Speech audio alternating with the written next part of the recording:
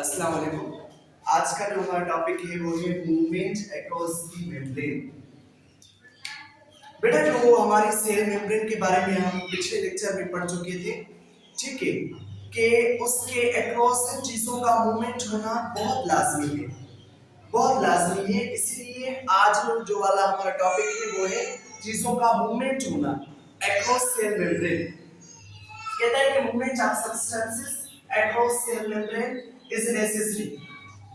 ये जो चीजों का मूवमेंट होना यानी कि चीजों का बेटा एक जगह से दूसरी जगह जाना, इसको मूवमेंट कहा जाता है।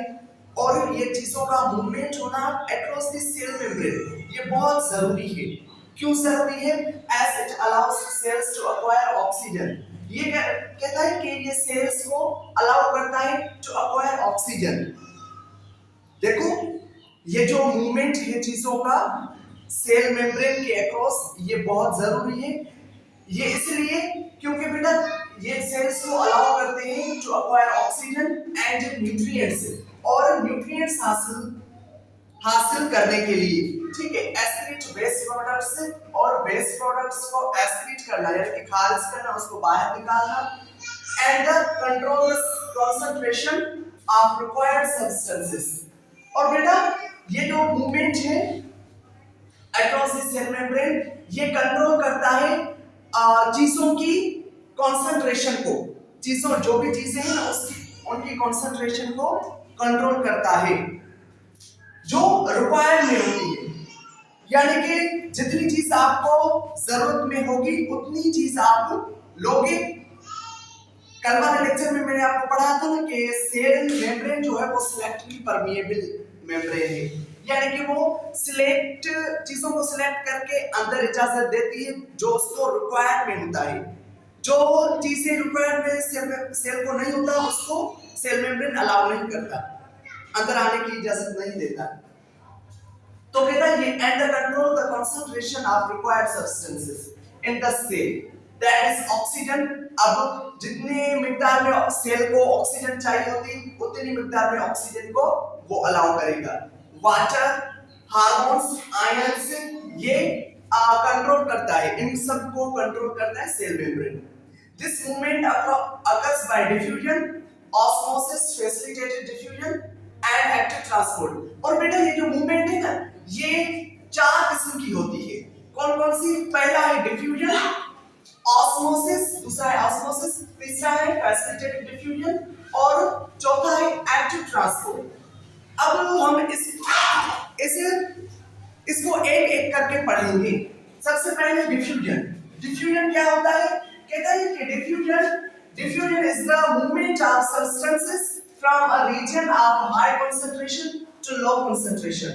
कहता है कि ये मूवमेंट है चीजों की मूवमेंट है from region of high concentration. यानी कि देखो ये एक जगह है, इसमें जो चीजें उसकी कंसंट्रेशन जो है वो कम है, और ये बाहरी वाली जगह है। इस यहाँ पर जो चीज किसी भी चीज का आप एग्जांपल लो, उसका जो कंसंट्रेशन वो बड़ा ज्यादा है। तो कहता है कि हमेशा क्या होता है नेचर में चीजें मूव करना लगती हैं from the high concentration to low concentration. तो डिफ्यूजन भी एक ऐसा प्रोसेस है।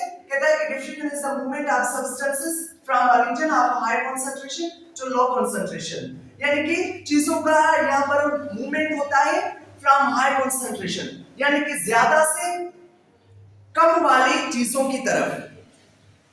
Diffusion is a passive process.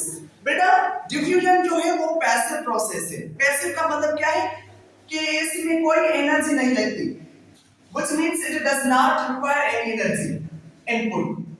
कहता है कि इसको एनर्जी की कोई जरूरत नहीं होती, ये ऐसे ही होता है। अब एग्जांपल हम देखेंगे डिफ्यूजन का। Example diffusion of carbon dioxide. कहता है कि अगर वो कार्बन डाइऑक्साइड को सेल से बाहर निकलना है तो इसको कोई एनर्जी नहीं लगेगी। यहाँ पर कोई भी एनर्जी की जरूरत नहीं होती, ये ऐसे ही होता है। Oxygen, water, other small molecules और दूसरे small molecules with in the lipid bilayer, और ये लिपिड बाइलेयर से आसानी से बाहर जा सकते हैं और अंदर आ सकते हैं, इसको कोई एनर्जी नहीं लगती, इसीलिए इसको पैसिव प्रोसेस कहा गया है, इसलिए इसको पैसिव प्रोसेस कहा गया है। आई होप कि मेरा लेक्चर आपको समझ में आया हो। अगर मेरा लेक्चर आपको समझ में आया हो तो मुझको कमेंट करके बताएंगे, ठीक है। और मेरे चैनल को लाइक और सब्सक्राइब जरूर करना, ताकि बेटा मेरे जो आने वाले वीडियोस है वो आप तक पहुंच सके। Thank you for watching.